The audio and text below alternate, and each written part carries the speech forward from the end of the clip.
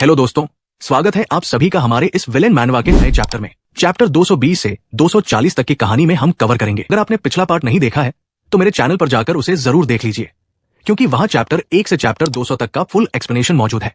और वीडियो शुरू करने से पहले अगर आपको वीडियो पसंद आए तो वीडियो को लाइक करना और चैनल को सब्सक्राइब करना मत भूलना। आपका एक लाइक और सब्सक्राइब हमें ऐसे ही शानदार वीडियो लाने के लिए प्रेरित करता है। तो बिना किसी देरी के चलिए शुरू करते हैं। पिछली वीडियो में हमने देखा था प्रिंसेस नैनफेंग ने शिन फेंग को अकेला देखकर उसे पकड़ने का मन बना लिया था, लेकिन शिन फेंग को तो इसकी जरा भी चिंता नहीं थी। उल्टा वो आराम से बैठकर एक प्लेट चिकन का और ऑर्डर दे देता है। अब देखते हैं कि आगे क्या होता है। प्रिंसेस नानफांग ने गुस्से में टेबल पर हाथ पटका और शिनफांग को घूरने लगी। सब लोग कंफ्यूज हो गए। Congratulations master, child of destiny की गैर मौजूदगी में आपने उसके दिल की पसंदीदा लड़की को उसके खिलाफ कर दिया। 5000 विलेन पॉइंट्स मिलने पर यूरांग ने सिर टेढ़ा किया। वो पूरी तरह कंफ्यूज थी और याद करने की कोशिश करने लगी। फ्रेग्रेंट कलर सी में जब शिनफांग ने उसके शरीर से जहर निकाला था तब प्रिंसेस नानफांग ने उसे बहुत पोलाइट तरीके से धन्यवाद कहा था। उस समय तो वो बिल्कुल असली राजकुमारी जैसी लग रही थी, लेकिन अब वो बिल्कुल किसी और इंसान की तरफ बर्ताव कर रही थी। और शिनफांग को कैसे पता कि प्रिंसेस को चिकन पसंद है और वो खाने में नखरे नहीं करती? क्या दोनों के बीच कुछ चल रहा था? यूरांग की आंखें अचानक फैल गई, जैसे उसने कोई बड़ा रहस्य पकड़ लिया हो। दाशिया की एक प्रिंसेस और यिन मून का एक होली सन, ये तो किसी घटिया रोमांस नॉवेल की शुरुआत लग रही थी। लेकिन प्रिंसेस बहुत ज्यादा जिद्दी थी और होली सन बहुत ज्यादा दबंग। इतनी मजबूत पर्सनालिटी वाले दो लोग साथ आए तो नतीजा सिर्फ धमाका ही हो सकता था। उधर वो खुद एक नाजुक परी जैसी लड़की थी जो शिनफांग के दबंग स्वभाव को नरम कर सकती थी। अचानक उसके मन में एक डर पैदा हुआ, अगर वे दोनों लड़ने लगे तो कहीं उसे ह्यूमन शील्ड की तरह इस्तेमाल न कर लें। उसने चोरी से शिनफांग की तरफ देखा। उसे डर था कि कहीं वह प्रिंसेस नानफांग को चिढ़ाने के लिए अचानक उसे किस न कर दे। अगर सच में ऐसा हो गया तो शायद वो विरोध भी नहीं कर पाएगी। लेकिन अगर बात बाहर फैल गई तो स्पिरिट वैली की इज्जत बचाने के लिए उसका मास्टर जरूर उसकी शादी शिनफांग से करवा देगा। लेकिन दोनों के बीच तो जरा भी फीलिंग्स नहीं थी। फिर क्या होगा? शिनफांग उससे शादी करेगा और फिर उसे नजरअंदाज करते हुए अपनी साइड चिक नानफांग के साथ प्यार करेगा। क्या वो गुस्से में नानफांग को टुकड़े टुकड़े कर देगी, या फिर चीजों को शिनफांग के साथ धीरे धीरे नेचुरल तरीके से बढ़ने देना बेहतर होगा? जबरदस्ती की शादी से तो स्लो रोमांस कहीं बेहतर था। उन्हें जीतने नहीं दे सकती। यूरांग ने कड़वाहट भरी नजर से प्रिंसेस नानफांग को देखा। ये तो बस चिकन है, अगर पसंद नहीं है तो कुछ और मंगा लो। इतना ड्रामा करने की क्या जरूरत है? शिनफांग और प्रिंसेस नानफांग दोनों को लगा कि उनका गुस्सा अब फटने वाला है। ओ नहीं, ज्यादा बोल दिया। यूरांग ने जल्दी से अपना चावल का कटोरा उठाया और सिर ढककर कछुए की तरह सिकुड़ गई। वो तो बस माहौल शांत करना चाहती थी, लेकिन उसने उल्टा आग में घी डाल दिया था। मास्टर, मुझे बचा लीजिए, नहीं तो मेरी बलि चढ़ जाएगी। उधर लिनसान अपनी जिंदगी का सबसे मजेदार तमाशा देख रहा था। आमतौर पर शिनफांग खड़ा होकर उसे दूसरों से लड़ते देखता था, लेकिन आज पहली बार उसे खुद बैठकर तमाशा देखने का मौका मिला था। तभी प्रिंसेस नानफांग के पास बैठे एक बूढ़े आदमी ने एक चित्र निकाला और उसे लिनसान की टेबल की तरफ देखने का इशारा किया। प्रिंसेस अचानक जम गई। उसने जल्दी से चित्र और लिनसान की तुलना की। हाँ, यही तियांगेन सिटी का लिनसान है। प्राचीन वीरान भूमि के सभी गुटों को बेवकूफ बनाने वाला मास्टरमाइंड यही है। लिनसान को पकड़ो, प्रिंसेस नानफांग ने आदेश दिया। लिनसान पूरी तरह हैरान रह गया। मैं तो बस खाना खा रहा था, इसमें मैं कैसे फंस गया? चिंता मत करो भाई लिन, मैं तुम्हारी मदद करूंगा। शिनफांग चिल्लाया। उसकी आभा विस्फोट की तरह फूट पड़ी। तेज तलवार इरादा तेजी से इकट्ठा होने लगा। एक चकाचौंध कर देने वाली रोशनी चमकी और पूरा माहौल बर्फ जैसा ठंडा हो गया। लिनसान और शिनफांग दोनों को थोड़ा अजीब महसूस हुआ। जब शिनफांग मुसीबत में पड़ता था तब लिनसान अक्सर तमाशा देखता रहता था, लेकिन आज शिनफांग बिना सोचे उसकी मदद के लिए दौड़ पड़ा। वो दोनों का छोटा सा समझौता तक भूल गया। तुम्हारा साथ होना सचमुच एक आशीर्वाद है। कॉन्ग्रेचुलेशंस मास्टर, आपने हेवन चोजन सन की भावनाओं को प्रभावित कर दिया। 50,000 विलेन पॉइंट्स प्राप्त हुए। धन्यवाद भाई शिन, लेकिन ये मेरी समस्या है, मैं खुद संभालूंगा। लिनसान आगे बढ़ा। उसकी आभा बाहर फूट पड़ी और हवा सीटी बजाने लगी। नरम लेकिन बेहद घातक तलवार इरादे की अनगिनत धाराएं बाहर निकली और अंतरिक्ष को चीरने लगी। शिनफांग वापस बैठ गया और तमाशा देखने लगा, जबकि यूरांग अभी भी आराम से खाना खा रही थी। उसके विशाल तरबूजों जैसे उभारों को देखते हुए उसे सचमुच बहुत पोषण की जरूरत थी। लिनसान को सबसे अच्छी तरह समझने वाले व्यक्ति के रूप में शिनफांग जानता था कि प्रिंसेस नानफांग के पास बैठा बूढ़ा आदमी ही एकमात्र व्यक्ति था जो लिनसान को हरा सकता था। उस बूढ़े की नरम तलवार सांप की तरह लहराई। अनगिनत तलवार अभ्रम पैदा हुए और सीधे लिनसान की बाहों पर टूट पड़े, मानो उन्हें काटकर अलग कर देना चाहते हों। लिनसान का चेहरा गंभीर हो गया। उसकी तलवार चमकदार रोशनी से जगमगा उठी। दोनों की तलवारें टकराई। धातु की टक्कर की आवाज पूरे रेस्टोरेंट में गूंज उठी। तलवारों की आभा तूफान की तरह चारों तरफ फैल गई और पूरे रेस्टोरेंट को तबाह कर दिया। रेस्टोरेंट का मालिक रो पड़ा, मेरी दुकान। शिनफांग ने तुरंत रोते हुए मालिक और भागती हुई यूरांग को बाहर खींच लिया। फिर उसने यूरांग की तरफ बेहद तंज भरी नजर से देखा। यूरांग शर्मा गई। तो उसे अभी भी मेरे जैसी कमजोर लड़कियां पसंद है? क्या वो अब अपना दिल खोलकर मुझे किस करेगा? क्या मुझे साथ देना चाहिए?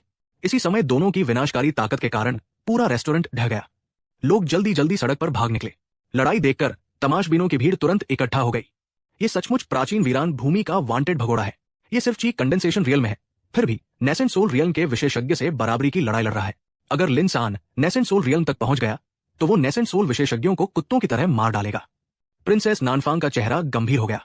उसे आखिर याद आ गया कि लिन सान कौन था। सावधान रहो, उसने राइटियस ऑरा को समझ लिया है। उसने तुरंत चेतावनी दी।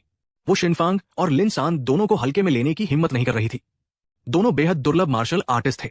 ची कंडेंसेशन रियल में होने के बावजूद उन्हें सामान्य नहीं माना जा सकता था। हिंसक ची तूफान की तरह उमड़ पड़ी। तलवार से चमकदार किरण निकली जिसने आसमान को चीर दिया। उसने बचाव करने की बजाय सीधा हमला चुना। तेज तलवार इरादा उसके वार के साथ फूट पड़ा और पूरी सड़क को ढक लिया। उसमें राइटियस ऑरा भरी हुई थी, मानो न्याय स्वयं उतर आया हो। बहुत खेल हो गया, अब मेरी बारी है, प्रिंसेस नानफांग के पास खड़े बूढ़े आदमी ने शांत स्वर में कहा। उसने अपनी 2 पतली उंगलियां आगे बढ़ाई और सीधे लिन सान की तलवार को रोक लिया। धातु की टक्कर की आवाज आसमान तक गूंज गई, लेकिन बूढ़े की झुर्रीदार उंगलियों को जरा भी नुकसान नहीं पहुंचा, बल्कि उन्होंने लिन सान की तलवार को जकड़ लिया। लिन सान का चेहरा बदल गया। उसे सामने वाले की भयानक शक्ति का एहसास हो गया। ये उस बूढ़े से बिल्कुल अलग था जिसका सामना वो और शिनफांग पहले कर चुके थे। दोनों स्पिरिट सेवेरिंग रियल में थे, लेकिन ये बूढ़ा साफ तौर पर कहीं ज्यादा ताकतवर था। उसका स्त्रैण रूप और चिकना चेहरा बता रहा था कि वह दाशिया शाही महल का एक खोजा था। उसी समय शिनफांग ने सफलतापूर्वक martial limit sword, invincible sword heart, Dao law of nature, bright pearl power और एज़्योर स्काई ओवरलॉर्ड फिजी के पहले रूप को एक साथ मिला लिया। सबके पैरों में डर के मारे झटके पड़ गए। शिनफांग की पागलपन भरी किस्मत देखकर सबका दिल जल रहा था। जिस चीज को पाने के लिए लोग पूरी जिंदगी प्रार्थना करते रहते हैं, वो उसे ऐसे मिल रही थी जैसे कोई तालाब में तैर रहा हो। हम भी पहली बार इंसान बने हैं और वो भी पहली बार इंसान बना है, फिर हमारे बीच इतना बड़ा फर्क क्यों है? जिंदगी सच में बहुत नाइंसाफ है। Haven सेवेरिंग स्वॉर्डलेस art. शिनफांग ने अपनी एवरलास्टिंग डिवाइन स्वॉर्ड निकाली। अगले ही पल वो नजर से गायब हो गया। उसका निशाना वो बूढ़ा खोजा नहीं था जिसकी ताकत ट्रिब्यूलेशन ट्रांसेंडेंस स्तर तक पहुंच चुकी थी। उसका निशाना था प्रिंसेस नानफांग के आसपास खड़े नेसेंट सोल बॉडीगार्ड्स। वे सब लिन सान की लड़ाई देखने में इतने मग्न थे कि किसी ने भी शिनफांग को आते नहीं देखा। ओ नहीं, बॉडीगार्ड के चेहरे बदल गए। उन्होंने कभी नहीं सोचा था कि शिनफांग उन पर हमला करेगा। उनके पीछे अचानक तलवार की चमक कौन थी? अगले ही पल दर्द से भरी चीखों की एक लंबी श्रृंखला गूंज उठी। सभी लोगों ने एक साथ लार निकली। उनकी रीढ़ में ठंडक दौड़ गई। कोई भी समझ नहीं पा रहा था कि शिनफांग इतना निर्दयी क्यों था। एक ही वार में उसने दर्जनों आदमियों की विजडम रूट्स काट डाली। सभी पुरुषों ने अनायास अपने पैरों के बीच हाथ रख लिए। दर्द तो उन्हें नहीं हुआ था, लेकिन कल्पना मात्र से ही हालत खराब हो गई। कॉन्ग्रेचुलेशंस होस्ट, आपने कई विजडम रूट्स काट दी है। आपको 1000 विलेन पॉइंट्स प्राप्त हुए। सिस्टम की आवाज गूंजी। मुझे यकीन नहीं होता कि आप अब भी इतने बेशर्म हैं। प्रिंसेस नानफांग ने गुस्से से सांस छोड़ी। कई साल बीत जाने के बाद भी शिनफांग की यही हरकतें बनी हुई थी। नानफांग का चेहरा टमाटर की तरह लाल हो गया। वो शिनफांग को ऐसे घूर रही थी जैसे उसे जिंदा निकल जाएगी। अगर नजरों से हत्या हो सकती तो शिनफांग 1000 बार मर चुका होता। तभी बूम, प्रिंसेस के पास खड़े बूढ़े खोजे के शरीर से अचानक भयानक शक्ति फूट पड़ी। उसने 2 उंगलियों से पकड़ी हुई लिन सान की तलवार छोड़ दी। फिर बिजली से भी तेज गति से उसने तलवार की धार पर एक हल्की सी चपत मारी। क्लैंग, एक अविश्वसनीय रूप से शक्तिशाली बल तलवार से फूट पड़ा। पूरी सड़क में ऊर्जा की लहरें फैल गई। लिन सान पूरी तरह चौंक गया। उसे वार की उम्मीद ही नहीं थी। उसके मुंह से खून की एक धार निकल पड़ी और उसका शरीर जोर से पीछे की ओर उछल गया। लिन सान कई दर्जन मीटर तक पीछे उड़ता चला गया, फिर जाकर रुक पाया। शिन भाई, तुम मेरी मदद कर रहे हो या मुझसे ही लड़ रहे हो? लिन सान ने कमजोर हंसी के साथ कहा। यह साफ था कि शिनफांग शुरू से ही उन लोगों को निशाना बना सकता था, लेकिन उसने सीधा उनकी फैमिली ज्वेल्स पर हमला किया था। कॉन्ग्रेचुलेशंस होस्ट, आपने चुने हुए व्यक्ति को परंपराओं को चुनौती देने में सफलतापूर्वक सहायता की है। 1,00,000 विलेन पॉइंट्स प्राप्त हुए। मैं तो पूरी तरह तुम्हारी मदद कर रहा हूं। शिनफांग ने बेहद ईमानदार चेहरे के साथ जवाब दिया। उधर बूढ़ा खोजा भयानक शक्ति छोड़ते हुए सीधे शिनफांग की तरफ बढ़ा। उसने उंगलियां घुमाई। एक घातक आकर्षण भंवर बन गया। उसकी उंगलियों के चारों ओर तीखी सीटी जैसी आवाज गूंजने लगी और ऐसा दबाव पैदा हुआ जो किसी भी चीज को भेज सकता था। लेकिन तभी शिनफांग गायब हो गया। बूढ़े खोजे की आंखें फट गई। तू कहाँ गया, बेशर्म कमीने। वो खुद को गाली देने से रोक नहीं पाया। उसे महसूस हो गया था कि शिनफांग उसके पीछे पहुंच चुका है। अचानक उसकी रीढ़ में सिहरन दौड़ गई। प्रतिक्रिया देने का मौका मिले उससे पहले ही शिनफांग ने एवरलास्टिंग डिवाइन स्वॉर्ड कसकर पकड़ ली। तलवार से चमकदार प्रकाश फूट पड़ा। उसमें स्वर्ग और पृथ्वी को नष्ट कर देने की इच्छा समाई हुई थी। बिजली की तरह वो आगे बढ़ी और अंतरिक्ष को चीरती हुई निकल गई। बूढ़ा खोजा घबरा उठा। उसने तुरंत अपने चारों ओर ऊर्जा कवच बना लिया। लेकिन वो ट्रिब्यूलेशन ट्रांसेंडेंस मास्टर था। उसका ऊर्जा कवच इतनी आसानी से टूटने वाला नहीं था। शिनफांग ने आंखें सिकोड़ ली। अब इसे खत्म करने का समय है। एवरलास्टिंग डिवाइन स्वॉर्ड तेजी से घूमने लगी। सारी शक्ति एक बिंदु पर केंद्रित हो गई। फिर धड़ाम, तलवार ने ऊर्जा कवच को भेद दिया। एक कान फाड़ देने वाला विस्फोट हुआ। ऊर्जा चारों तरफ फैल गई। आसपास के मकान हवा में उड़ गए। कोने में छिपी यूरांग लगभग रो पड़ी। ये लोग हर बार लड़ाई क्यों शुरू कर देते हैं? आसपास खड़े लोगों की आंखें फटी रह गई। जब धूल बैठी तो बूढ़ा खोजा बेहद दयनीय हालत में दिखाई दिया। उसके बाल बिखर चुके थे, कपड़े फट चुके थे। वो पूरी तरह अस्त व्यस्त लग रहा था। अपना घाव महसूस करते ही वो पागलों की तरह दहाड़ उठा। भयानक ऊर्जा उसके शरीर से निकलने लगी। उसी समय जैसे ही खोजे का ध्यान शिनफांग पर गया, शाओबाई चुपके से उसके पास पहुंच गया। वो उछला और सीधा एक जानलेवा लात मारी। साथ ही उसने खोजे के मुंह पर टेप चिपका दिया ताकि वो चिल्ला न सके। इतना ही नहीं, उसने उसकी कमर भी पकड़ ली ताकि बूढ़ा अपनी इस्त बचाने के लिए पलटवार न कर सके। खोजे के मुंह से घुटी हुई आवाज निकली। उसकी भयानक आभा धीरे धीरे गायब हो गई। सब लोग ध्यान दे, शाओबाई की आवाज गूंजी। इस खरगोश ने लिनसान का अपहरण कर लिया है। इतना कहकर उसने एक लात मारी। रस्सियों से बंधा हुआ लिनसान भुने हुए सुअर की तरह जमीन पर लुढ़क गया। सभी लोग स्तब्ध रह गए। लिनसान पूरी तरह बेबस होकर शाओबाई के पैरों तले दबा हुआ था। हे, शाओबाई ने किसी असली खलनायक की तरह हंसी निकाली। प्रिंसेस नानफांग, तुम नहीं चाहोगी कि लिनसान मर जाए, है ना? शिन भाई, आखिर चल क्या रहा है? लिनसान पूरी तरह हक्का-बक्का था। शाओबाई उसके ऊपर पैर रखे खड़ा था और उसे अभी तक समझ नहीं आया था कि मामला क्या है। मैं इस खरगोश को नहीं जानता। शिनफांग ने तुरंत पल्ला झाड़ लिया। आखिरी मौका, अपने हथियार नीचे डाल दो, वरना यह खरगोश बंधक की सुरक्षा की गारंटी नहीं देता। शाओबाई ने धमकी दी और फिर से लिनसान को कुचल दिया। भीड़ अपना सिर खुजलाने लगी। अपनी ही टीम के आदमी का अपहरण करके दुश्मनों को धमकाना, आखिर ये कौन सी रणनीति थी? प्रिंसेस नानफांग ने ठंडे स्वर में कहा, तुम्हारे पास अब लड़ने की ताकत नहीं बची। मुझे पूरी बढ़त हासिल है। क्या सच में तुम्हें लगता है कि तुम मुझे धमका सकते हो? शाओबाई ने चाकू लिनसान की गर्दन पर रख दिया। तू मुझे सिखाएगी कि काम कैसे करना है? अगले ही पल उसने चाकू गर्दन पर फेर दिया। धत! लिनसान की आंखें फट गई। उसे गर्दन पर हल्की जलन महसूस हुई। चटाक! शाओबाई ने उसे जोरदार थप्पड़ मार दिया। क्या घूर रहा है? पहले कभी प्रोफेशनल किडनैपर नहीं देखा क्या? भीड़ और पीछे हट गई। सभी के पैरों के बीच ठंडी हवा दौड़ गई। उधर बूढ़ा खोजा जड़ हो गया। सालों से छिपाया गया उसका राज आज उजागर हो चुका था। उसने निराश होकर आसमान की तरफ देखा। यह दुनिया बहुत ठंडी है। मुझे किसी दूसरी दुनिया में पुनर्जन्म लेना चाहिए। जमीन पर पड़ा लिनसान चुपचाप रो रहा था। उसने कभी नहीं सोचा था कि यह खरगोश शिनफांग से भी ज्यादा पागल निकलेगा। आखिरकार उसने स्वीकार कर लिया कि उसका अपहरण एक खरगोश ने किया है। प्रिंसेस नानफांग ने तुरंत हाथ उठाया। वो समझ चुकी थी कि शाओबाई सचमुच एक प्रोफेशन है। इस समय लिनसान के पास अमरसार का 80% हिस्सा था। जो भी उसे हासिल करेगा उसे अपार शक्ति मिलेगी। अगर लिनसान के साथ कुछ हो गया और अमरसार लूट लिया गया तो परिणाम भयानक होंगे। नानफांग ने धीरे से पूछा, तुम्हें लिनसान को छोड़ने के बदले क्या चाहिए? शाओबाई ने अभिनय करते हुए कहा, 10,000 उच्च स्तरीय स्पिरिट स्टोन से कम में सौदा नहीं होगा। भीड़ दहशत में चिल्ला उठी। 10,000 उच्च स्तरीय स्पिरिट स्टोन्स! सभी लोग शाओबाई को ऐसे देखने लगे जैसे वो पागल हो। अपनी ही टीम के साथी का अपहरण करके राजकुमारी से फिरौती मांगना, यह सचमुच अविश्वसनीय था। नानफांग ने बिना सोचे मान लिया। अमरसार के मुकाबले 10,000 स्पिरिट स्टोन्स कुछ भी नहीं थे। इसके अलावा लिनसान के पास कई गुप्त तकनीकें भी थी। उसे हर हाल में वापस ले जाना था। मेरे पास अभी इतने स्पिरिट स्टोन्स नहीं है, लेकिन मेरे पास ये ओशन एज़्योर पर्ल है। सभी लोगों ने सांस खींच ली।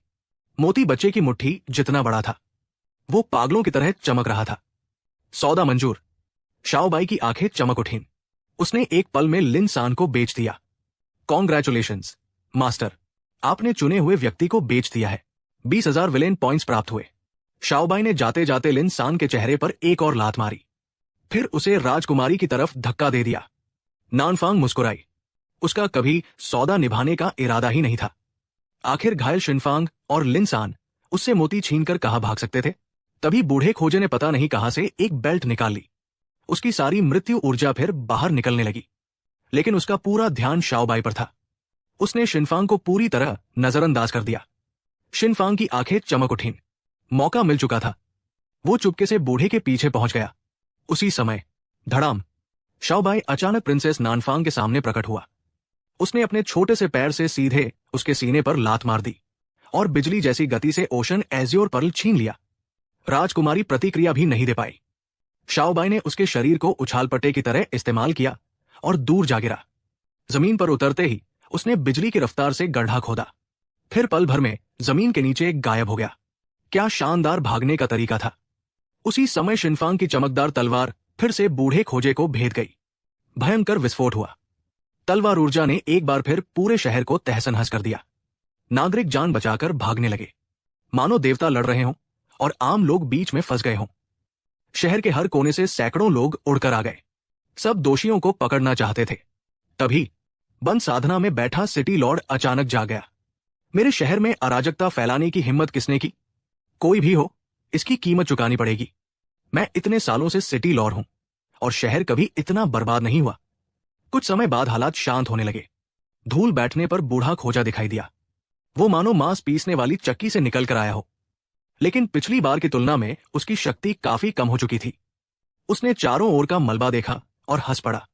अफसोस, अगर तुम दांव एंट्री के 7वें स्तर की पूर्णता तक पहुंच गए होते तो ये बूढ़ा तुम्हारी स्वॉर्ड ओपन्स हेवंस गेट तकनीक से बच नहीं पाता। आओ, इस बूढ़े पर वार करो, मारो मुझे।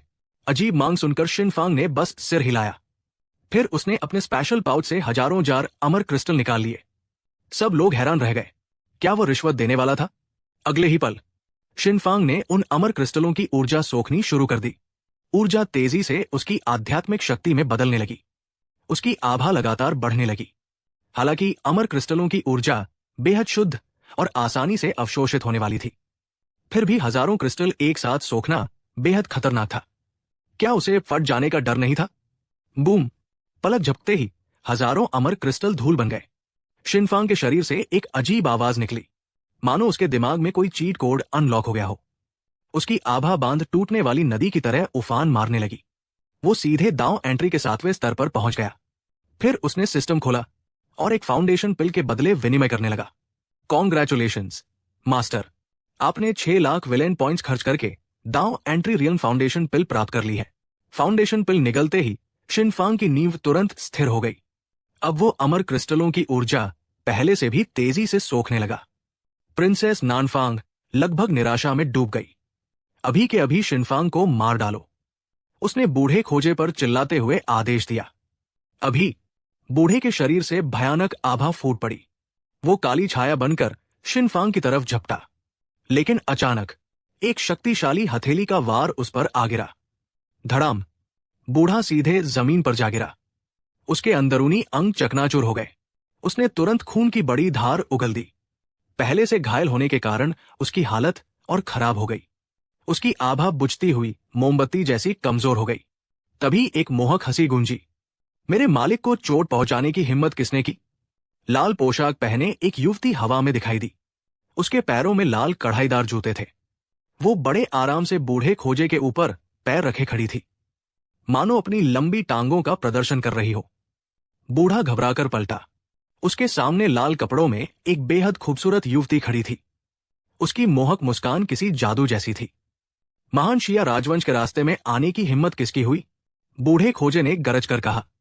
वो सामने वाले को डराना चाहता था, लेकिन शिनफांग और उसकी पूरी टोली स्तब्ध थी। अगर उन्होंने गुलाम मुहर महसूस न की होती तो वे कभी यकीन नहीं करते कि ये वही पूर्व 100 ट्रांसफॉर्मेशंस डेमन लॉर्ड है। पहले उसके शरीर से ठंडी और डरावनी आभा निकलती थी, लेकिन अब वो पूरी तरह स्त्रैण लग रही थी। यहां तक कि उसकी मौजूदगी किसी बूढ़े खोजे जैसी महसूस हो रही थी।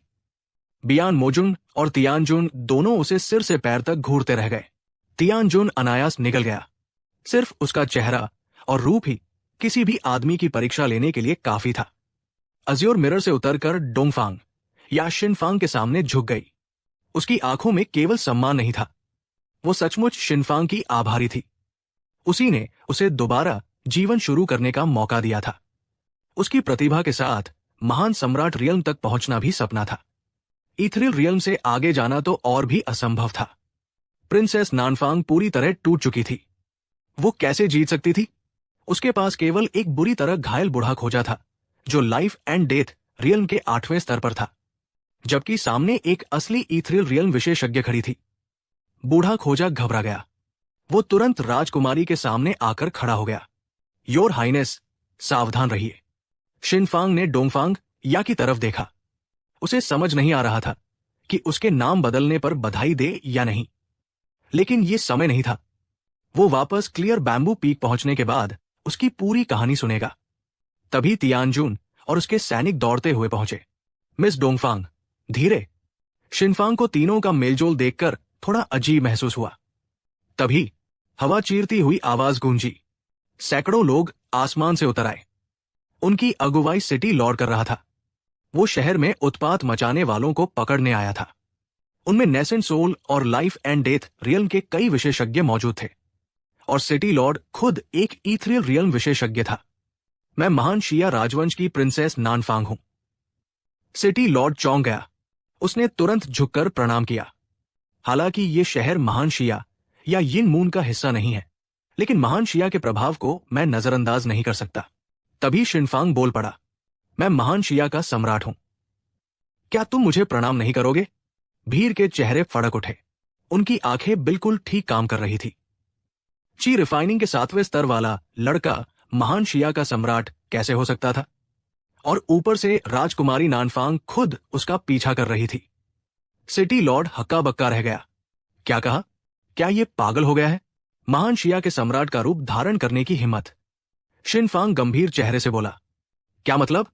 तुम्हें मेरी बात पर शक है? अगर यकीन नहीं है तो प्रिंसेस नानफांग से पूछ लो कि उसने मुझे कभी फादर कहा है या नहीं। सबकी नजरें एक साथ नानफांग पर टिक गई। हर कोई अपने अपने मतलब निकाल रहा था। सिटी लॉर्ड तुरंत बीच में आ गया। महोदय, कृपया अपना परिचय दीजिए और बताइए कि आपने मेरे शहर में इतना उत्पात क्यों मचाया? अगर कोई उचित कारण नहीं हुआ तो मैं यही आपका सिर काट दूंगा। शिनफांग तुरंत चिल्लाया, मुझ पर झूठा इल्जाम लगाया जा रहा है। मैं तो आराम से सराय में बैठा था। मैंने तो दयालुता दिखाते हुए प्रिंसेस नानफांग को चिकन खिलाया था, लेकिन उसने बिना वजह मुझ पर हमला कर दिया। मैंने सिर्फ आत्मरक्षा की है। तभी सराय का मालिक आगे आया। मैं इस युवक की बात की गवाही देता हूं। प्रिंसेस नानफांग ने मेरी सराय तबाह कर दी। ये सुनते ही शिनफांग तुरंत नैतिकता का झंडा लेकर खड़ा हो गया। आम लोगों की आंखें चमक उठीं। आज राजकुमारी मुश्किल में पड़ चुकी थी। नानफांग गुस्से में दांत पीसने लगी। शिनफांग, मुसीबत खड़ी करने की कोशिश मत करो। आज मैं तुम्हें नहीं छोड़ूंगी। फिर उसने सिटी लॉर्ड से मदद मांगी। कुछ सोचने के बाद सिटी लॉर्ड ने सहायता करने का फैसला कर लिया। आदेश मिलते ही नेसेंट सोल और लाइफ एंड डेथ रियल्म के विशेषज्ञ हथियार निकालकर शिनफांग पर टूट पड़े। पहले मुझे पार करना होगा। डोंगफांग या बिना डरे आगे बढ़ी। उसके शरीर से आकाश फाड़ देने वाली आभा फूट पड़ी। अंतरिक्ष में लहरें उठने लगी। उसके सीने के भीतर गरजती हुई बिजली की आवाज गूंज रही थी। सबके लिए सांस लेना मुश्किल हो गया। उसकी आंखों में खतरनाक हत्या भाव चमक उठा। उसने अपनी उंगलियां हल्के से आगे बढ़ाई। अगले ही पल अनगिनत प्रकाश करने अंतरिक्ष को चीरती हुई निकली। आसमान उलट पुलट हो गया। हवा में खून के फूल खिल उठे। वे प्रकाश किरणें बेरमी से नेसेंट सोल विशेषज्ञों के शरीर आर पार करती चली गई। लाशें बर्फ के टुकड़ों की तरह गिरने लगी। कुछ ही पलों में सैकड़ों लोग मारे गए, लेकिन वो रुकी नहीं। सीधे सिटी लॉर्ड की तरफ झपट पड़ी। समस्या की जड़ वही था। उसे मार देना ही सबसे आसान समाधान था। इथरिल रियल्म की भयानक आभा चारों तरफ फैल गई। सिटी लॉर्ड का चेहरा बदल गया। उसने तुरंत वार किया। धड़ाम। दोनों के बीच पहला टकराव हुआ। तूफान जैसी ऊर्जा फूट पड़ी। दसियों हजार वर्ग मीटर क्षेत्र उसकी चपेट में आ गया। सिटी लॉर्ड का चेहरा गंभीर हो गया। उसे सामने वाले की आभा जानी पहचानी लगी। आसमान में बहरे कर देने वाली गड़गड़ाहट गूंजी। भयंकर शॉकवेव्स हर दिशा में फैल गई। क्या ये दो इथरियल रियल्म विशेषज्ञों की लड़ाई है? भीड़ घबराकर देखने लगी। हर टक्कर पर अंतरिक्ष मरोड़ खाने लगता, मानो अभी टूट जाएगा। कई वारों के बाद दोनों पीछे हटे। सिटी लॉर्ड अचानक ठिठक गया। उसे आखिर पहचान हो गई। ये बियान मोजुन की आभा है। डोंगफांग यानी दांत भींच लिए। तो तुमने पहचान ही लिया। सही कहा, मैं ही बियान मोजुन हूं। लेकिन अब मेरा नाम डोंगफांग है। उधर शिनफांग और लिन सान भी तैयार हो चुके थे। दोनों ने कोई बात नहीं की, सिर्फ एक नजर मिलाई और एक दूसरे का इरादा समझ गए। कौन हमला करेगा, कौन समर्थन देगा? तेज हवा आसमान चीरने लगी। तलवारची समुद्री लहरों की तरह उठी। लगभग एक साथ दोनों ने सुनहरी तलवार रोशनी छोड़ी। भयानक ऊर्जा से स्वर्ग और पृथ्वी कांप उठे। बूम! शिनफांग और लिन सान ने एक साथ बूढ़े खोजे पर हमला कर दिया। दोनों तलवारें मिल गई और उन्होंने मिलकर heavenly gang piercing purple art छोड़ दी। बूढ़ा खोजा घबराकर बचाव में लग गया। तूफान जैसी शॉकवेव्स ने पूरे आकाश और धरती को निगल लिया। उन दोनों की संयुक्त शक्ति उनकी व्यक्तिगत ताकत के योग से कहीं ज्यादा थी। भागो! प्रिंसेस नानफांग घबराकर चिल्लाई। लेकिन उसी क्षण शिनफांग और लिन सान सीधे उसकी तरफ झपट पड़े। बूढ़े खोजे की आंखें फैल गई। योर हाइनेस, सावधान! वो पूरी ताकत से राजकुमारी के सामने ढाल बनकर खड़ा हो गया। कम से कम वो उनके वारों को देख सकता था। अगर शिनफांग को मार दिया जाता तो बहुत अच्छा होता, लेकिन अगर वो बच निकला तो भविष्य में कभी शांति नहीं मिलने वाली थी। दोनों तलवारें फिर एक हो गई। शिनफांग और लिन सान न्याय के देवदूतों की तरह दिखाई दिए। विश्व विनाशकारी तलवार प्रकाश बूढ़े खोजे पर टूट पड़ा। तलवारों की टक्कर की आवाज स्वर्ग तक गूंज उठी। भयानक शॉकवेव पूरे शहर पर ऐसे गुजरी जैसे केक पर लगी मलाई खुरच दी गई हो। पीछे सिर्फ नंगी धरती बची। कितना समय बीता, किसी को पता नहीं। आखिरकार तलवारों का तूफान रुक गया। प्रिंसेस नानफांग तुरंत बूढ़े खोजे की चोटें देखने दौड़ी, लेकिन जांच करते ही उसका चेहरा सफेद पड़ गया। वह मर चुका था। शिनफांग के 2 बार किए गए छिपे हमलों और फिर संयुक्त तलवार प्रहार को सीधे झेलने के बाद भी उसने आखिरी क्षण तक राजकुमारी की रक्षा की थी। ये अपने आप में एक चमत्कार था। चारों तरफ सन्नाटा छा गया। सिर्फ शिनफांग और लिन सान की भारी सांसें सुनाई दे रही थी। Congratulations, master! आपने चुने हुए व्यक्ति के खिलाफ सफलतापूर्वक षड्यंत्र रचा, जिससे उसकी आयु तेजी से घट गई। आपको 10 लाख विलेन पॉइंट्स प्राप्त हुए। लिन सान ने मजबूर मुस्कान दी। उसे अब भी समझ नहीं आ रहा था कि वे आखिर लड़ क्यों रहे थे। उधर शिनफांग उसे लगातार उत्साहित कर रहा था। भाई लिन, निराश मत हो। हमारे पास संयुक्त तलवार तकनीक है। स्वर्ग के नीचे अजय अगर एक बार काम न करे तो 2 बार करेंगे। 2 बार न करे तो 3 बार करेंगे। 3 बार न करे तो 4 बार करेंगे। लिन सान का मन कर रहा था कि उसके मुंह पर मुक्का मार दे। उसी समय आसपास एक के बाद एक शक्तिशाली आभाएं प्रकट होने लगी। सब लोग संयुक्त तलवार तकनीक की भयानक शक्ति से आकर्षित होकर यहां पहुंचे थे। ये 2 बेहद शक्तिशाली तलवार ऊर्जाएं हैं। निश्चित रूप से 2 तलवार दांव मास्टर्स की। नहीं, सिर्फ दांव मास्टर नहीं, दोनों दांव में प्रवेश कर चुके हैं। एक 4थे स्तर पर है और दूसरा 8वें स्तर पर। सभी की निगाहें लिन सान पर टिक गई। उसके हाथों में मौजूद महान खजानों पर हर किसी की नजर थी। अगर वे उन्हें हासिल कर लेते तो न केवल उनकी शक्ति बढ़ती, बल्कि उनके कबीले और संप्रदाय की स्थिति भी प्राचीन युग में आसमान छू लेती। यहां तक कि महान शिया को पीछे छोड़कर पहला साम्राज्य बनना भी असंभव नहीं था। शिनफांग ने तलवार कसकर पकड़ ली। भाई लिन, चिंता मत करो, मैं तुम्हारी रक्षा करूंगा। वो लिन सान के सामने खड़ा हो गया। उसका चेहरा पूरी दृढ़ता से भरा हुआ था। कुछ दूरी पर 2 अलग अलग समूह छिपे हुए थे। एक तरफ स्वॉर्ड विला के शिष्य थे, उनका नेतृत्व यीजियान कर रहा था। दूसरी तरफ यान ग्रेट डेजर्ट के कृपानधारी योद्धा थे, उनका नेता सेबर एंड था। दोनों दल अभी अभी हुए हंगामे से आकर्षित होकर आए थे, लेकिन उन्हें इकट्ठा होने का समय नहीं मिला था, इसलिए वे छिपकर हालात देख रहे थे।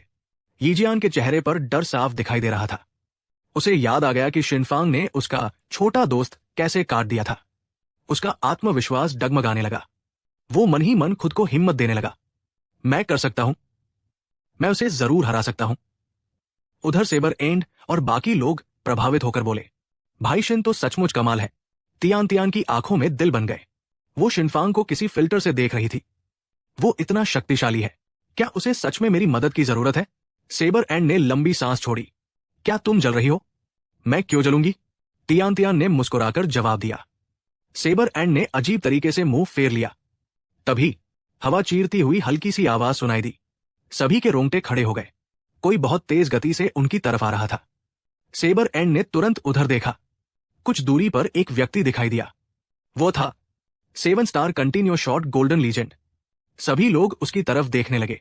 एक सुंदर युवक, हाथ में ड्रैगन बोन धनुष, पीठ पर तीरों का तरकश। स्वॉर्ड विला के एक शिष्य ने पूछा, गोल्डन लीजेंड तो भटकते हुए साधक होते हैं, है ना? फिर सब इतने उत्साहित क्यों हैं? यीजियान उसे घूरता रह गया। उसे यकीन ही नहीं हो रहा था। बायरी सचमुच गोल्डन लीजेंड बन चुका था। उसने बायरी की हालत के बारे में सुना था। उसे परिवार से निकाल दिया गया था। उसकी साधना तकनीक नष्ट कर दी गई थी। तर्क के अनुसार तो उसे हार मान लेनी चाहिए थी, लेकिन उसे इतना बड़ा सौभाग्य कैसे मिल गया? उधर प्रिंसेस नानफांग भी बेचैन उठी। एक गोल्डन लीजेंड का अचानक प्रकट होना उसकी सारी बढ़त खत्म कर चुका था। अगर उसे पहले पता होता तो वो लालच में आकर जोखिम नहीं लेती, सीधे अपने पिता को खबर देती। अब पीछे हटना भी मुश्किल हो गया था। बायरी की बर्फ जैसी ठंडी नजरें नानफांग पर टिक गई, लेकिन शिनफांग तुरंत उसके सामने आ गया। अभी किसी को मारने की जल्दी मत करो। दिख नहीं रहा मैं उसे चिढ़ाने में कितना मजा ले रहा हूं? वो बायरी के पास गया। सबको लगा दोनों कोई गुप्त बात करेंगे, लेकिन शिनफांग जानबूझकर जोर से बोला, मैं तुम्हें बताऊं, वो बहुत क्यूट है।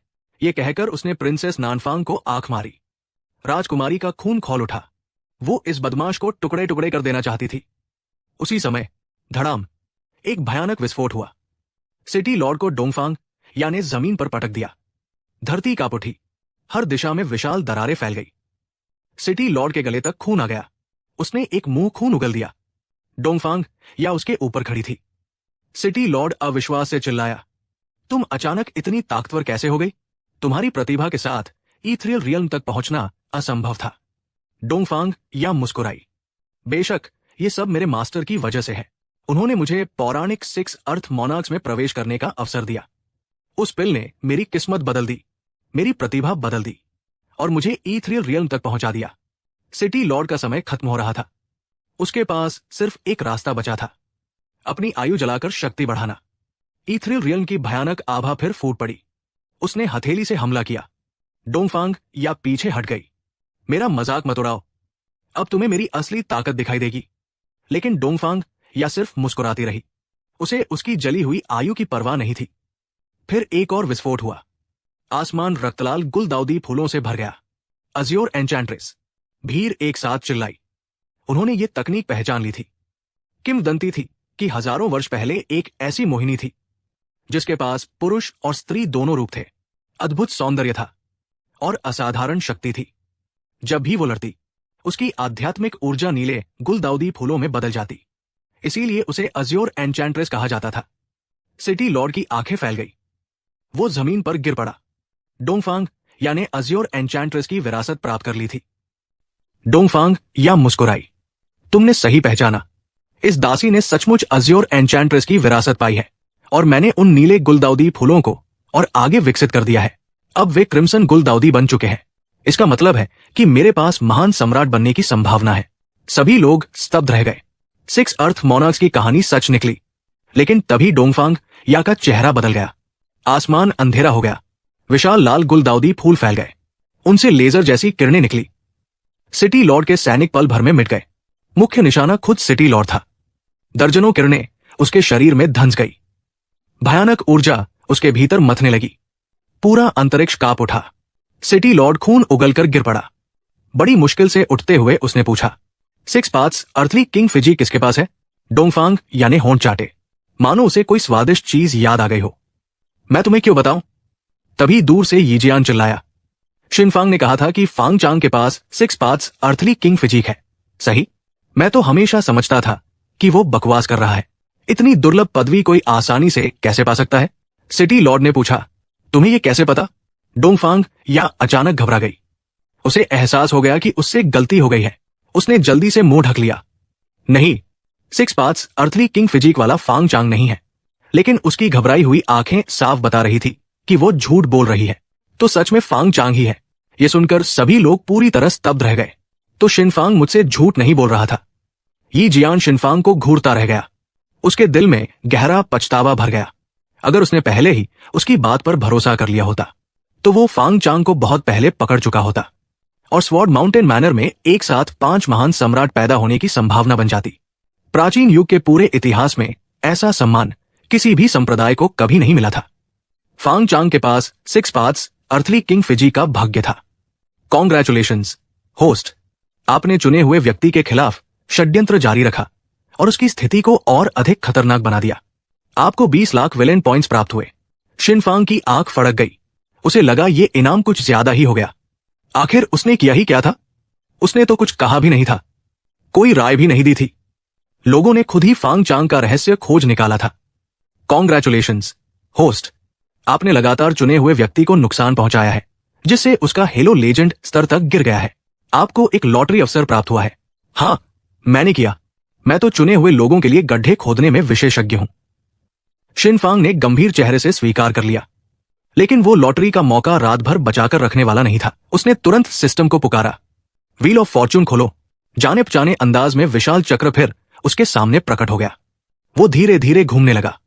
कुछ क्षण बाद, कॉन्ग्रेचुलेशंस होस्ट, आपको सुपर गॉटियस स्वॉर्ड आर्ट प्राप्त हुई है। Extra terrestrial flying immortal. यह आपकी वास्तविक युद्ध शक्ति को बढ़ाएगी। फिर से तलवार तकनीक। शिनफांग स्तब्ध रह गया। उसे समझ नहीं आ रहा था कि उसका तलवारों से आखिर इतना गहरा रिश्ता क्यों है। उसके पास पहले से ही पर्याप्त तलवार कलाएं थी। उसी समय प्राचीन मरुभूमि में एक हल्की हवा चली। उसने शिनफांग के वस्त्र और बालों को हिलाया।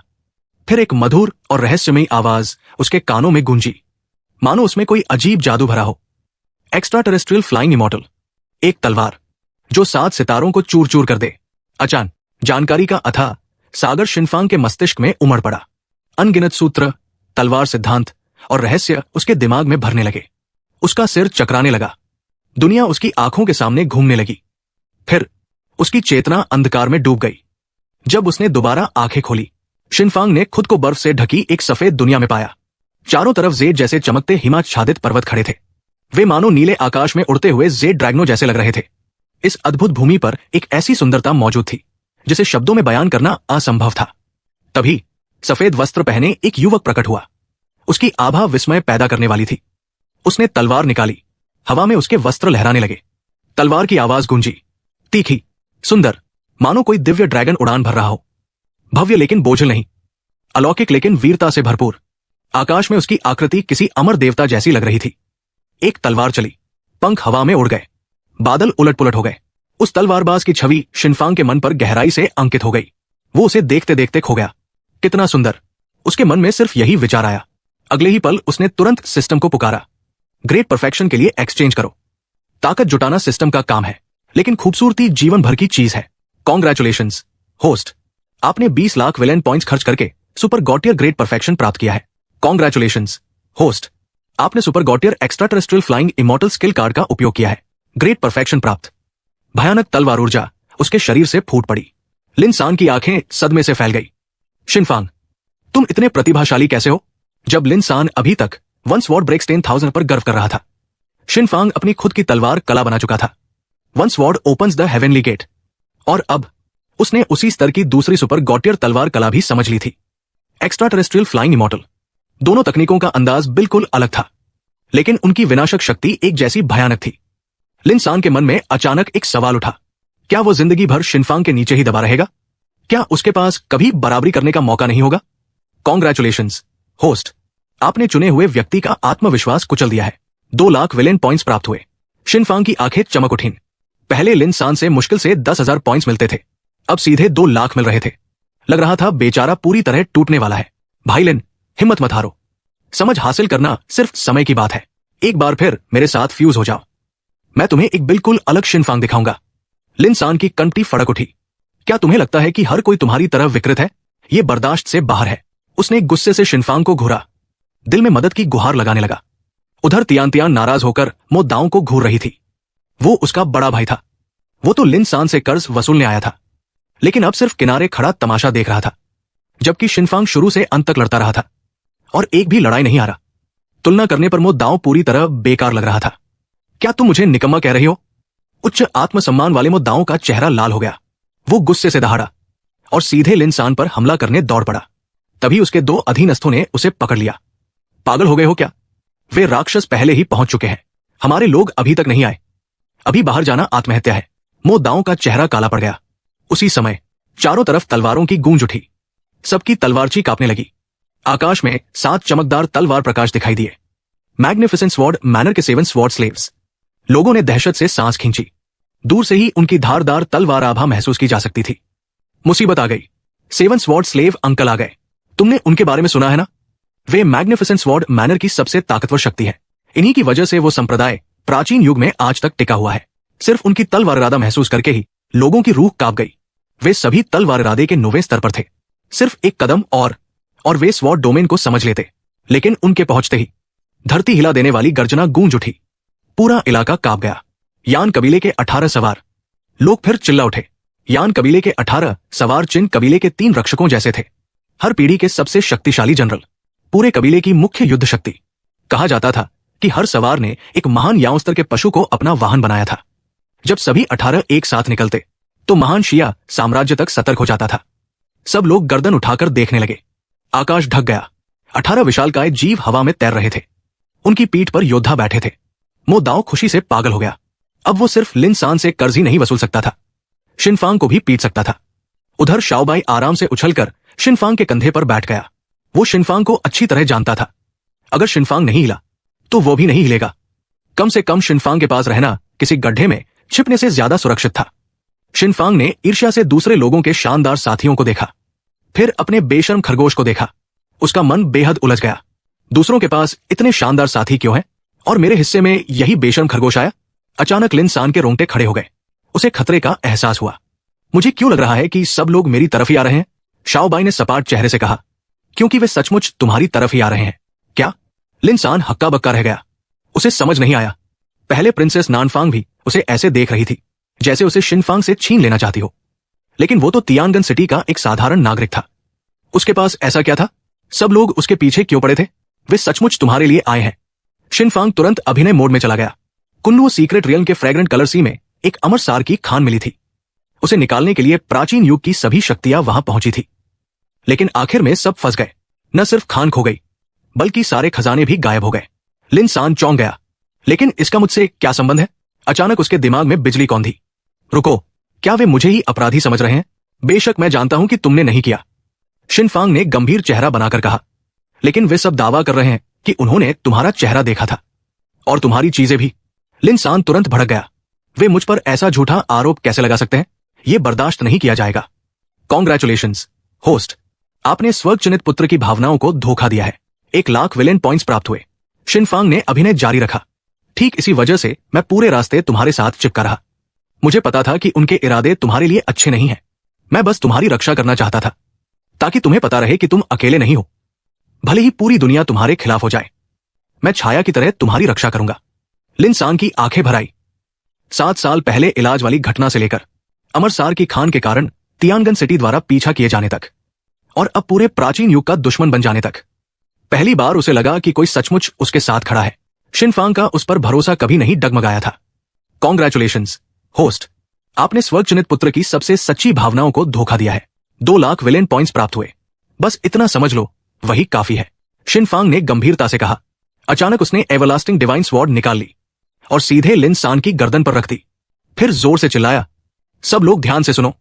अगर तुम्हें लिनसान चाहिए तो ठीक है, लेकिन पहले तुम्हें मेरी 3 नहीं 4 शर्तें माननी होंगी, वरना अगर मैंने अपना इरादा बदल दिया तो मुझे दोष मत देना। लिनसान पूरी तरह स्तब्ध रह गया। उसे समझ ही नहीं आया कि वो अचानक बंधक कैसे बन गया। अभी तो गहरी भाईचारे वाली बातें हो रही थी और अगले ही पल उसका सौदा शुरू हो गया। शिनफांग ने अपनी 4 शर्तें सुनाई। पहली, मेरे लिए 50 लाख सर्वोच्च स्तरीय स्पिरिट स्टोन्स तैयार करो। दूसरी, मेरे लिए 5000 गॉटियर साधना तकनीकें तैयार करो। तीसरी, मेरे लिए 5000 सर्वोच्च स्तरीय अमरसार क्रिस्टल तैयार करो। चौथी, मेरे लिए 5000 सुंदर, वो थोड़ा रुका, खंखार अनुभवी महिलाएं तैयार करो।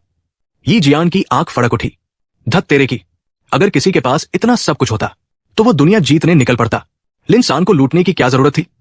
और 5000 विवाहित सुंदरिया, ये मांग तो और भी अजीब थी। तियान तियान ने सिर टेढ़ा किया। उसे समझ नहीं आया कि शिनफांग को विवाहित महिलाओं की जरूरत क्यों है, लेकिन उसने कुछ नहीं कहा, चेहरा बिल्कुल शांत रखा। शिनफांग का उस पर भरोसा कभी नहीं डगमगाया था। कॉन्ग्रेचुलेशंस होस्ट, आपने स्वर्ग चुनित पुत्र की सबसे सच्ची भावनाओं को धोखा दिया है। 2 लाख विलेन पॉइंट्स प्राप्त हुए। तभी महान मरुभूमि के एक व्यक्ति ने कहा, शिनफांग, हम महान मरुभूमि के लोग वफादारी को सबसे ऊपर रखते हैं। क्या तुम सचमुच लिनसान के लिए पूरी दुनिया के खिलाफ जाने को तैयार हो? हमें मिलकर काम करना चाहिए। तुम अकेले उसकी रक्षा नहीं कर सकते, कोई भी उसकी रक्षा नहीं कर सकता जब तक हम वे अमर सार क्रिस्टल नहीं दे देते। लिनसान कुछ बोलता उससे पहले ही शिनफांग उसकी तरफ से बहस करने लगा, मानो उसने कभी एक पल के लिए भी लिनसान पर शक न किया हो। लिनसान की आंखें लाल हो गई। वो भावुक होकर लगभग रो पड़ा। इस जीवन में अगर मुझे तुम्हारे जैसा भाई मिला है तो मुझे कोई पछतावा नहीं। कॉन्ग्रेचुलेशंस होस्ट, आपने स्वर्ग चुनित पुत्र की सबसे सच्ची भावनाओं को फिर से ठगा है। अतिरिक्त 20,000 विलेन पॉइंट्स प्राप्त हुए। उसी समय शिनफांग के पूरे शरीर में सिहरन दौड़ गई। रोंगटे खड़े हो गए।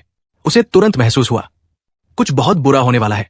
बिना एक पल गवाए वो पीछे हट गया, लेकिन फिर भी देर हो चुकी थी। उसके पीछे अचानक सफेद कपड़े पहने एक युवक प्रकट हो गया। उसे न शिनफांग की पहचान की परवाह थी, न उसकी प्रतिभा की, न उसके पीछे खड़ी शक्तियों की। उसने बस लापरवाही से हाथ हिलाया और धड़ाम, भयानक ऊर्जा का विस्फोट शिनफांग के शरीर से टकराया। वो सीधा हवा में उड़ गया। लिनसान को प्रतिक्रिया करने का मौका भी नहीं मिला। अगले ही पल उसकी गर्दन दबोच ली गई और उसे हवा में उठा लिया गया। डोंगफांग, या और बायरी के चेहरों का रंग उड़ गया। उनके माथे पर ठंडा पसीना आ गया। वे दुश्मन की मौजूदगी तक महसूस नहीं कर पाए थे।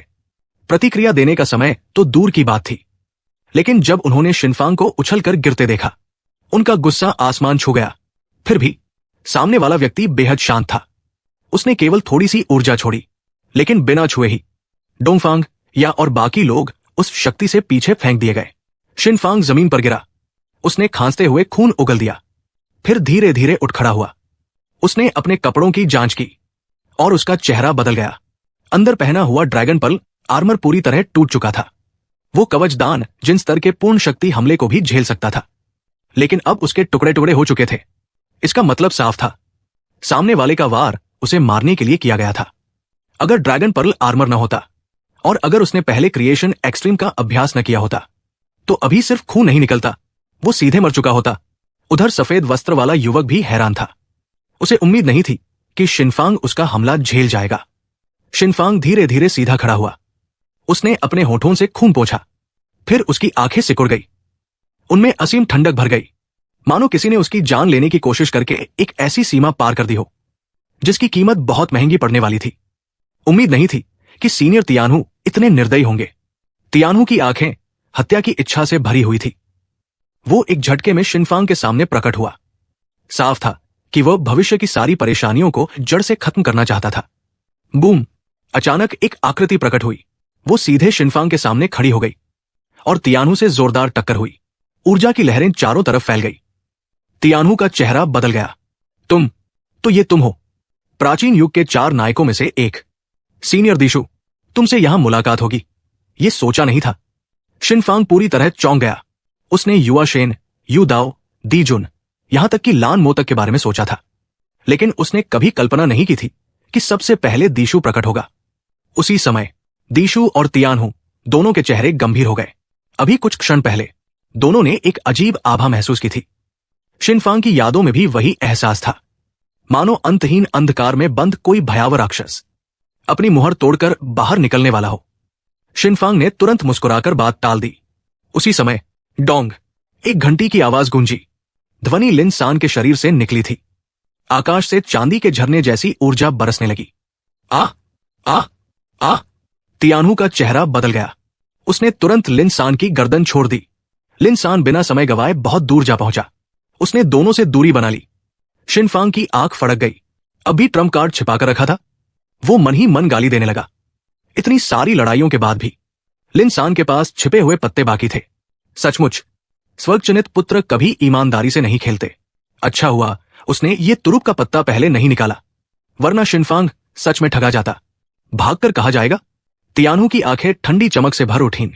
उसने फिर से हाथ बढ़ाया, सीधे लिनसान को पकड़ने के लिए। आखिर 80% अमर सार उसके हाथ की पहुंच में था, वो उसे कैसे जाने देता? उसी समय दृश्य जैसे बदल गया। धुंध से ढके पर्वतों के बीच एक वृद्ध गुरु खड़ा था। दूर से अमर संगीत सुनाई दे रहा था।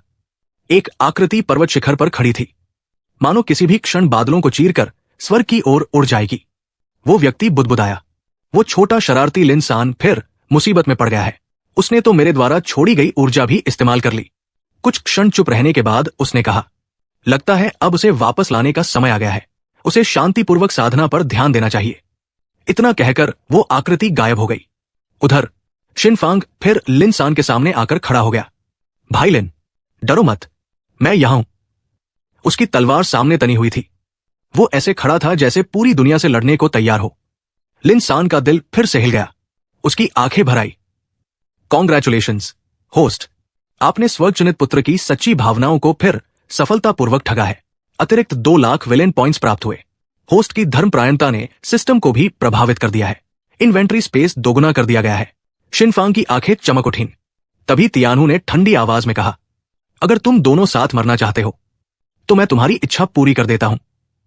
इतना कहकर वो बिजली जैसी गति से शिनफांग की तरफ झपटा। Tian Xiao. दीशु उसके सामने आ खड़ा हुआ। उसकी आवाज में घृणा भरी हुई थी।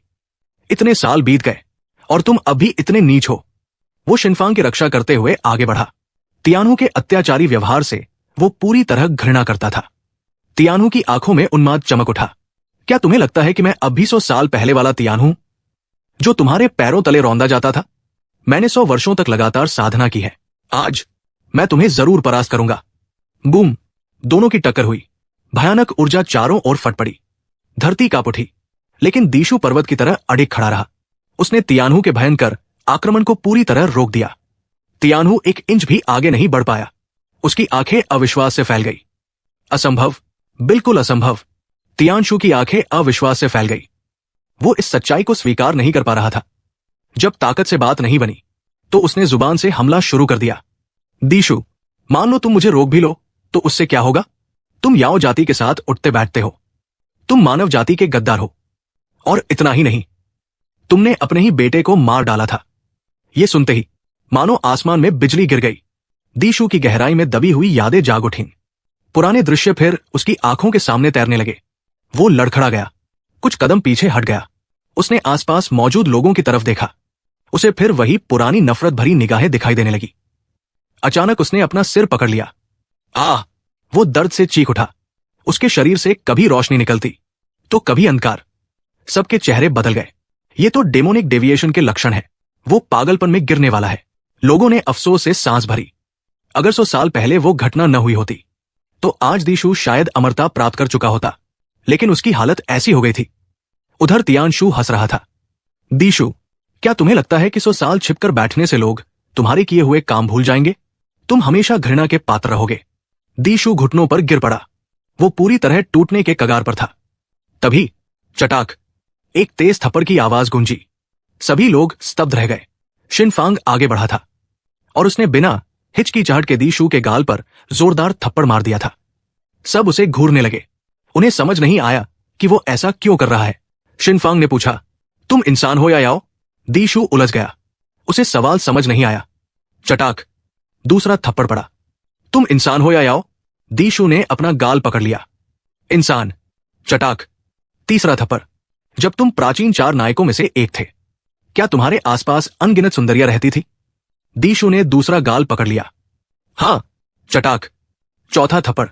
वो याओ दानव बहुत ताकतवर थी? हां! चटाक! 5वां थप्पड़। क्या तुमने जानबूझकर उसे छोड़ा था या वो खुद भाग गई थी? दीशु ने दांत पीसे। वो खुद भाग गई थी। शिनफांग ने तुरंत चारों तरफ देखा, फिर गंभीर स्वर में बोला, सबने साफ साफ सुन लिया। याओ जाति ने जानबूझकर एक मादा दानव भेजी थी। उन्होंने मानव योद्धा को फंसाने की साजिश रची थी। वे मानव जाति की ईर्ष्या और कमजोरियों का फायदा उठाना चाहते थे ताकि भविष्य का एक नया दानव सम्राट पैदा हो सके। यहां तक कि उन्होंने पिता पुत्र के रिश्ते का भी इस्तेमाल किया ताकि वो भविष्य का दानव और ताकतवर बन सके। लेकिन सीनियर दीशु ने समय रहते सच्चाई समझ ली। मानव जाति के भविष्य के लिए उन्होंने उस छोटे दानव को वहीं समाप्त कर दिया। अफसोस, मुख्य दानव भाग निकली और सीनियर दीशु ने कभी अपना बचाव भी नहीं किया। उन्होंने सारा दर्द अकेले सहा। क्या यह महान बलिदान हम सबके लिए प्रेरणा नहीं होना चाहिए?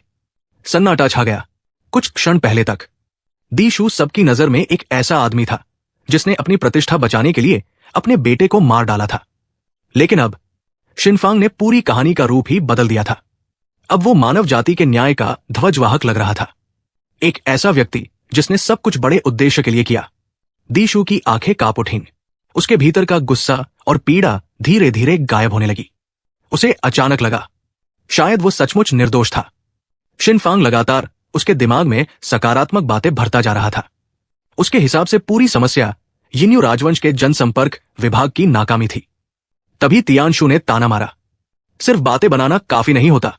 वो ये सब अपनी प्रतिष्ठा के लिए कर रहा था, मानव जाति के लिए नहीं। तुम चाहे जितनी कहानी घुमा लो, सच्चाई नहीं बदल सकती। दी शू की आंखें फिर धुंधली होने लगी।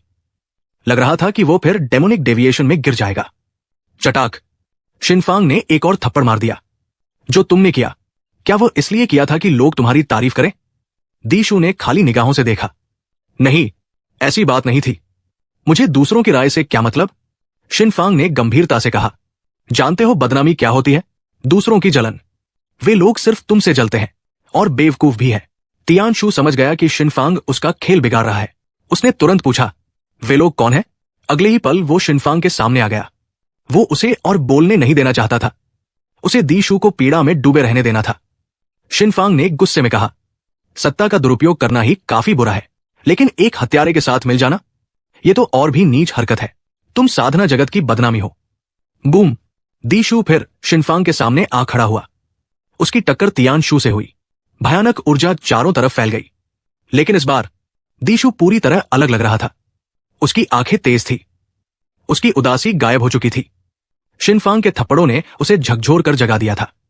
उसने अपने अतीत के बोझ को छोड़ दिया था। उसका मन हल्का हो गया। तियानशु ने उसकी आंखों में देखा और उसे वही पुराना दी शू दिखाई दिया। वही आदमी जो 100 साल पहले उसे कुचल देता था। दी शू जोर से हंस पड़ा। तुम्हारी बदनामी?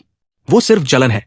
भयानक ऊर्जा उसके शरीर से फूट पड़ी, मानो पिछले 100 वर्षों की सारी भावनाएं बाहर निकल रही हों। पुराना पागल दी शू लौट आया था। इस जीवन में मैं तुम्हें फिर अपने पैरों तले दबाऊंगा। वो दहाड़ा जैसे 100 साल पहले। आज भी उसने तियानशु को कभी गंभीरता से नहीं लिया था। असंभव, मैं नहीं मानता। तियानशु पागलों की तरह चिल्लाया।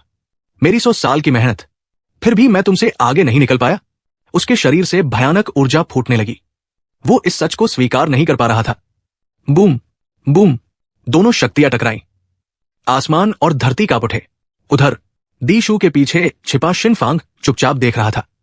दोनों बूढ़े पूरी ताकत से लड़ रहे थे। तभी उसने अपनी दाहिनी आंख की विनाश शक्ति सक्रिय कर दी।